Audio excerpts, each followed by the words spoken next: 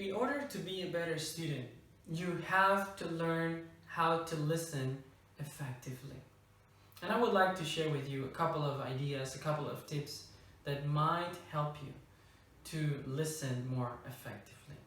Let me give you a situation.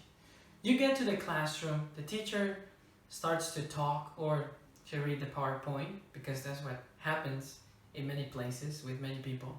And then you find yourself looking at your smartphone, checking Facebook or checking Instagram or any type of social media that we have nowadays. At the moment you do that, your focus is gone. You are not listening. You're not even hearing the teacher anymore. So the first tip for listening effectively is to put away every distraction. In other words, you have to focus on the teacher. Is he or she boring? That's not the problem here. The problem is that when we stop listening effectively, we might lose a lot of information that we need for the future. Maybe the teacher will say something about your next quiz. Maybe the teacher is talking about a project that will take place during the semester and you need to know that information.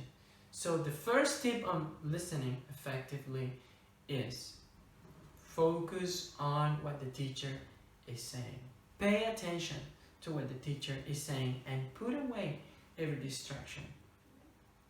Second tip, listening effectively demands taking notes. Personally, I don't like to take notes. I find it boring. But at the same time, every time I take notes, I can see that the information I received or I listened to sticks with me. If you take notes, not only about the things that the teacher is saying, but maybe about the questions that you have on the content that the teacher is sharing with you, may help you to later on go to the teacher and say, I didn't understand this. I have a question on this. And that might be very helpful for you and also for the teacher. Would you like to listen effectively?